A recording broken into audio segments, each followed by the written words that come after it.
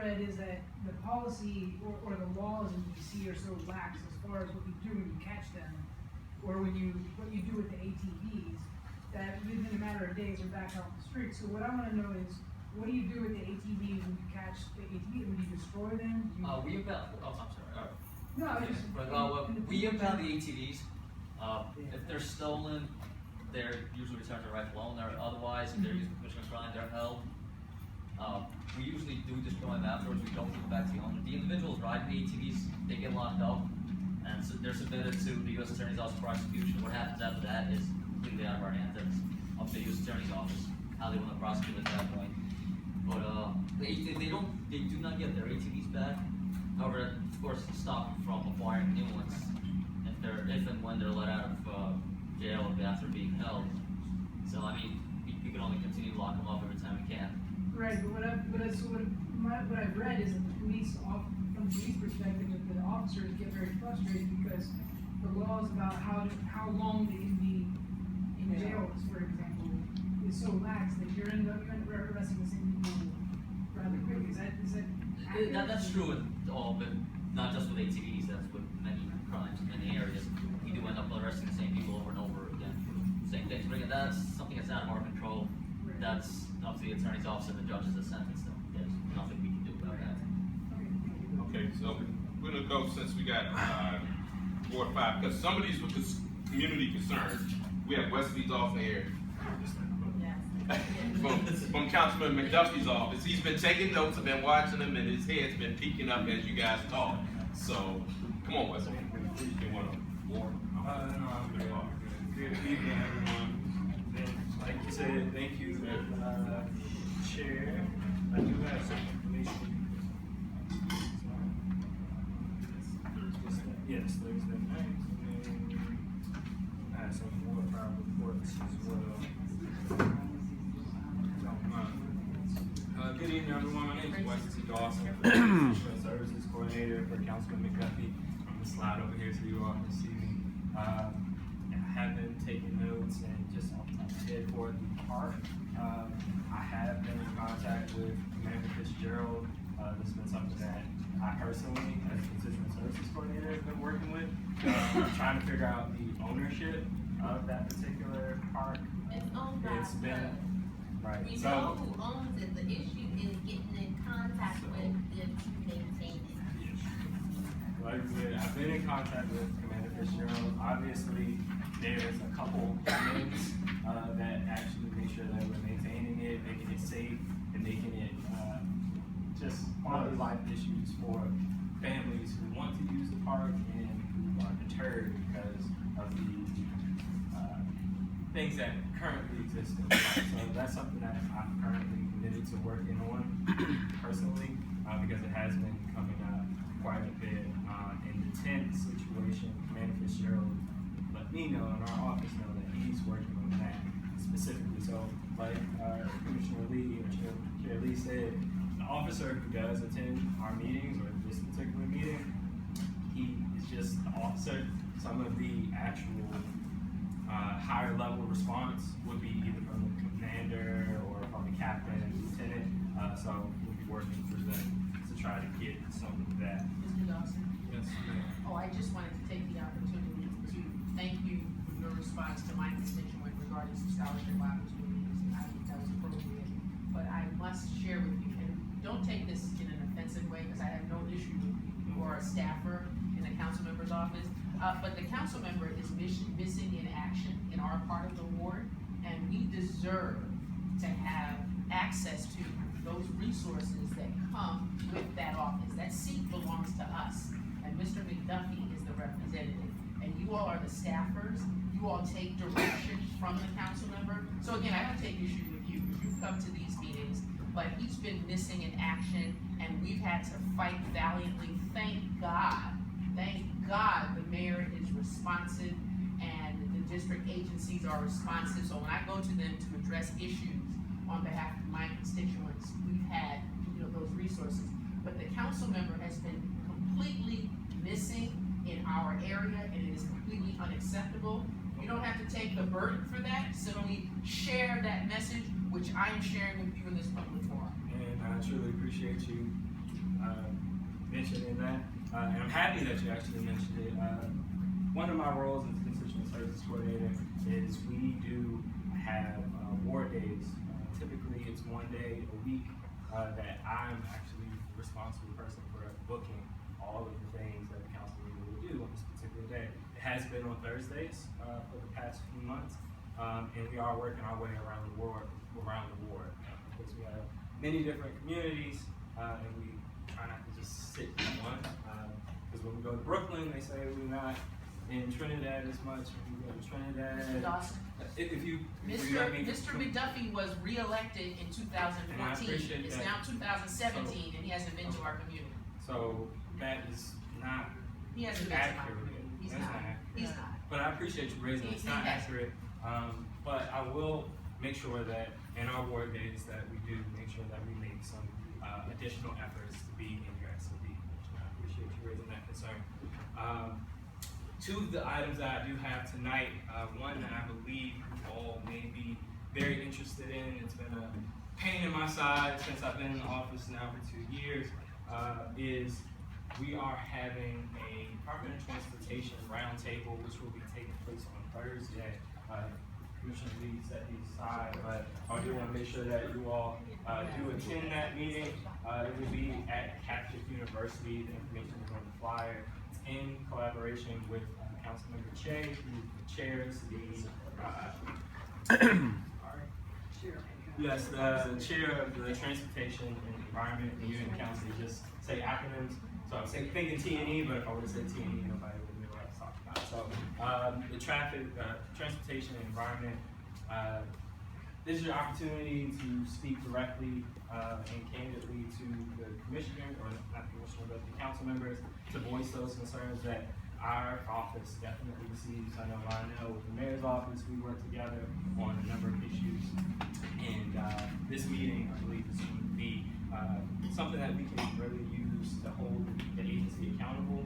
The council member has sent letters to the director, like George Joe. We've also had meetings directly with the director, as well as he has actually said things on the dais directly to the director during our performance and oversight hearings, just in his displeasure with how he has responded to primarily Ward 5 issues, whether it's a sidewalk or an alley or a street, or even some of our street signs that DDOT is not being as responsive as they could. And this is a very great opportunity to be able to be outside the council and actually coming directly to the community.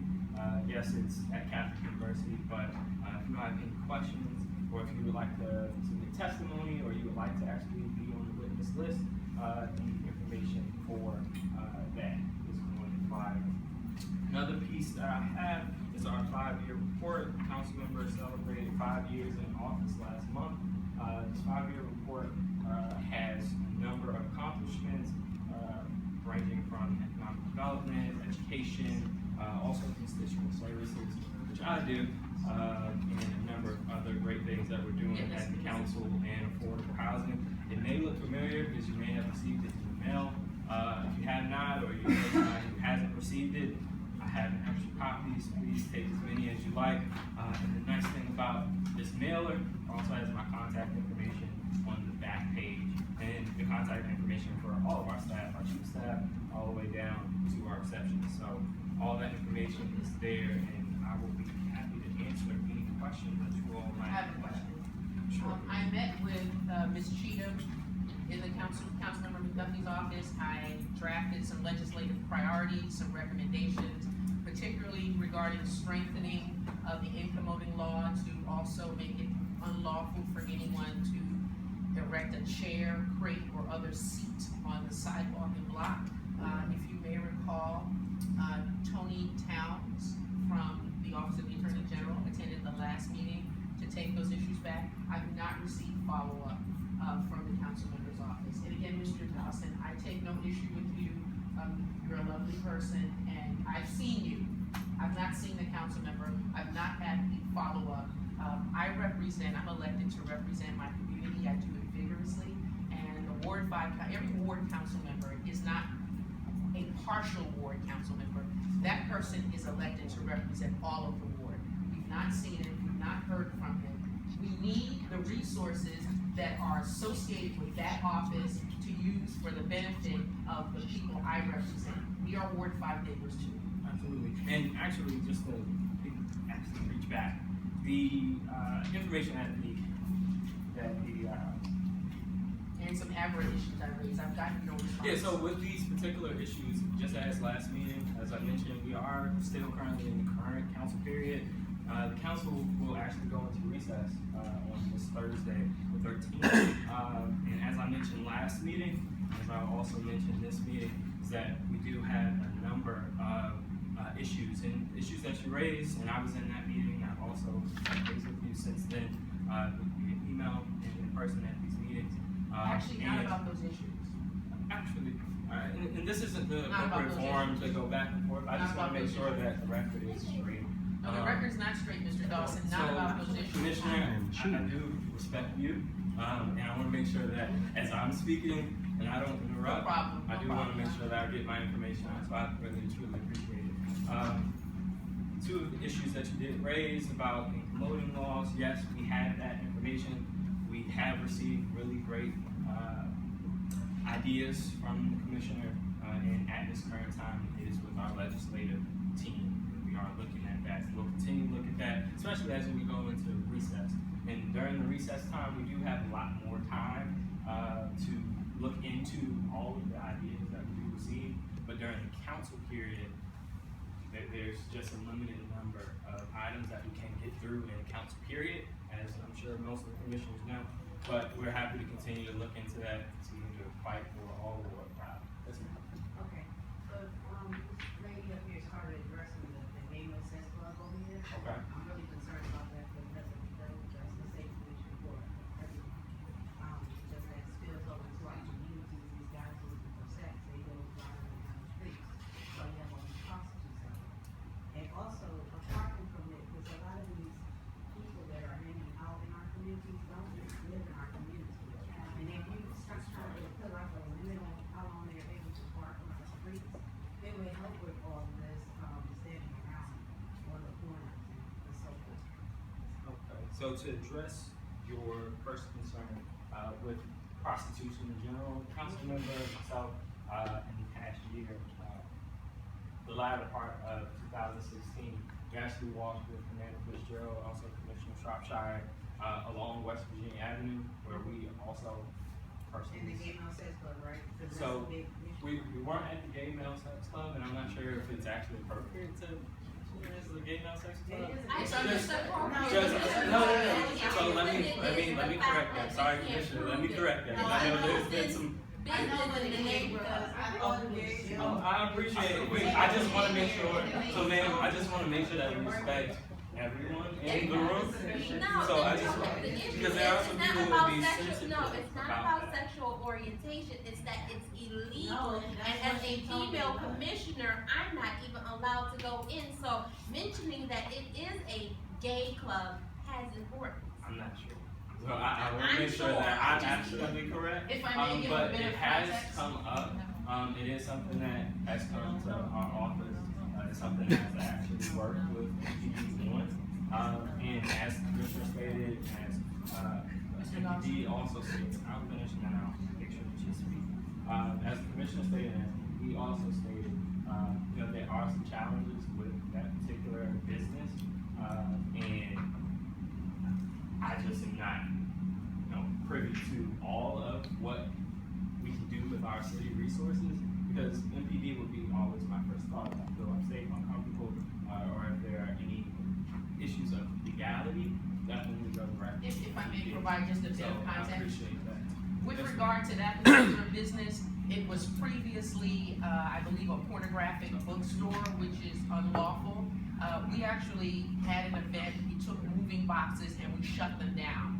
But the owner of that business is determined, to continue to operate a sexually oriented business, which the majority of the people that live in the community do not support, and they're continuing to operate. So just having that context, there's an article in the Washington Times that you can see to address that issue. A number of Ward 5 residents actually joined us and shutting them down. So then they just reopen under the glorious health club, and it is not a health club. I can tell you that the business across the street, which is AYT Auto, you know, they constantly complain about the traffic, you know, the disorderly behavior, and it's a menace to the community that needs to be addressed. Okay. Mr. Commissioner, we join you in your distaste for a disorderly business. Thank you, commissioners. Mr. Dawson, as the lead, of the meeting, we're gonna now hear from the executive officer, the mayor, Mr. Gaines. Thank you all so much. I have business